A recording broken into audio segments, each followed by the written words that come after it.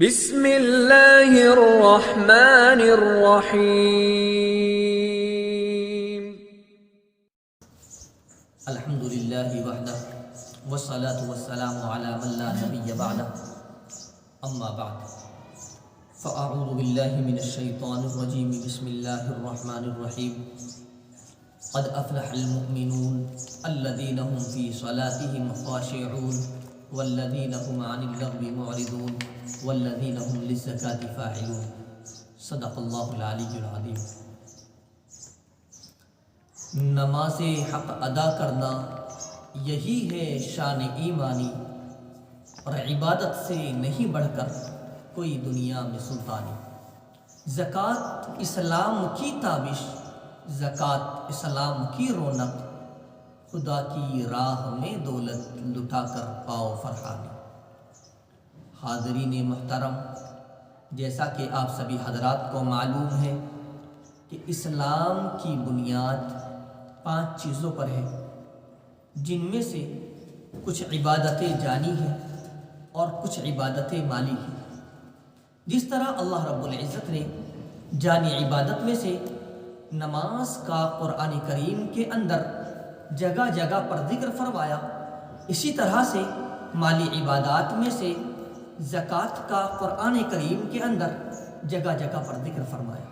چنانچہ ارشاد ربانی ہے، اقیموا الصلاۃ وآتوا الزکاۃ، کہ نماز قائم کرو اور زکوٰۃ ادا کرو۔ اور دوسری جگہ پر اللہ رب العزت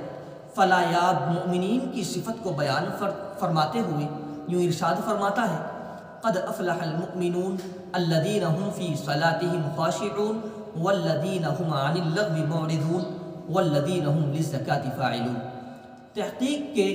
کامیاب ہو گئے، فلاح ہو گئے وہ مومنین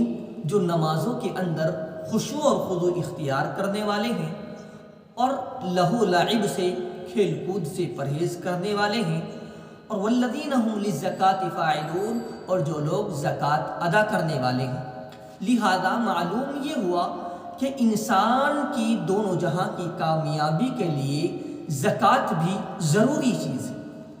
اور نبی کریم صلی اللہ علیہ وسلم کا ارشاد ہے، اکفلوا لی بست اکفل لکم بالجنہ، کہ آپ لوگ مجھے 6 چیزوں کی ضمانت دے دو، میں آپ کے لیے جنت کا ضامن بن جاؤں گا۔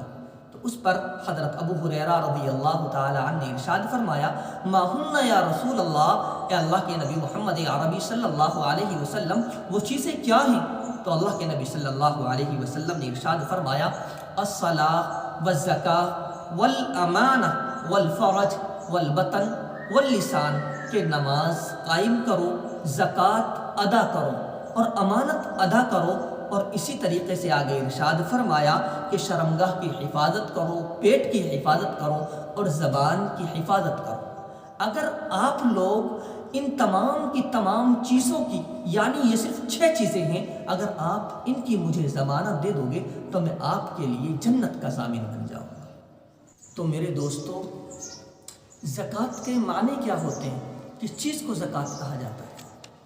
زکوٰۃ کے معنی ہوتے ہیں کہ کسی بھی شے کو گندگی سے، آلائش سے پاک صاف کرنا۔ یعنی جب ہم مال کے اندر سے زکوٰۃ نکال دیں گے تو ہمارا مال پاک صاف ہو جائے گا، اس کے اندر برکتیں آئیں گی۔ بہت سے لوگوں کے ذہن میں یہ خیال آتا ہے اور دل کے اندر یہ کڑن پیدا ہوتی ہے، یہ بات آتی ہے کہ اگر ہم زکوٰۃ نکالیں گے تو ہمارے مال کے اندر سے کمی آ جائے گی، ہمیں برکت تو کہیں نظر نہیں آتی۔ تو میرے دوستو، میں آپ کو بتاتا چلوں کہ محمد عربی صلی اللہ علیہ وسلم کا یہ فرمان ہے، ما نقصت صدقۃ من مال،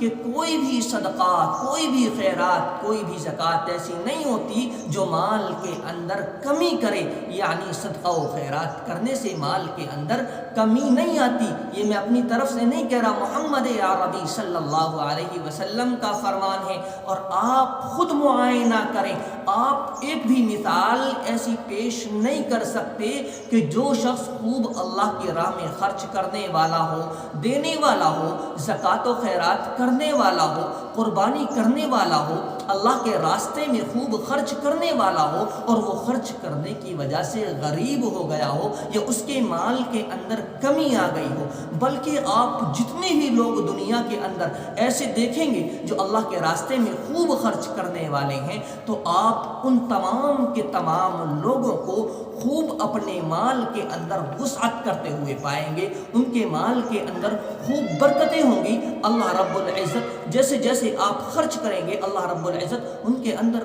خوب اضافہ کرے گا۔ قرآن کریم کی آیت ہے مثل الذین ينفقون اموالهم فی سبیل اللہ، کہ جو لوگ، ان لوگوں کی مثال جو اللہ کی راہ میں خرچ کرتے ہیں، مثل الذین ينفقون اموالهم فی سبیل اللہ کمثل حبۃ انبتت سبع سنابل فی کل سنبلۃ مئۃ حبۃ، ان لوگوں کی مثال جو اللہ کے راہ میں اپنے مال کو خرچ کرتے ہیں ایسی ہے جیسے کوئی شخص کھیت کے اندر ایک دانہ بوئے اور اس دانے سے 100 بالیاں اگے اور ہر بالی کے اوپر 100 دانے ہوں۔ تو میرے دوستو، ایسے ہی اگر کوئی بندہ اللہ کے راستے میں خرچ کرتا ہے تو اس کو اللہ رب العزت اس کے مال کے اندر اللہ رب العزت ایسے ہی اضافہ فرماتا ہے، یعنی 1 کے 100 ملتے ہیں،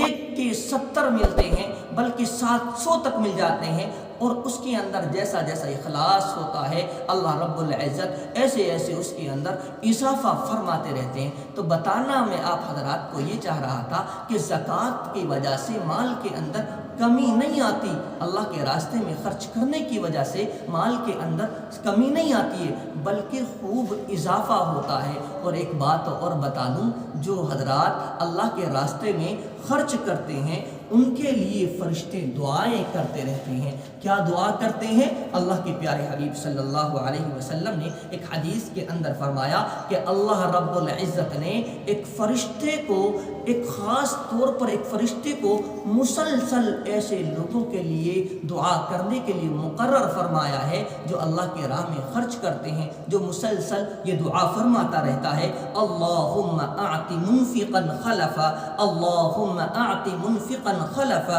وممسکا تلفا، اے اللہ جو تیرے راستے میں خرچ کرتا ہے، جو شخص اللہ کی راہ میں خرچ کرنے والا ہوتا ہے، جو صدقہ و خیرات کرنے والا ہے، اس کے مال کا دنیا میں ہی اے اللہ تو بدلہ عطا فرما دے،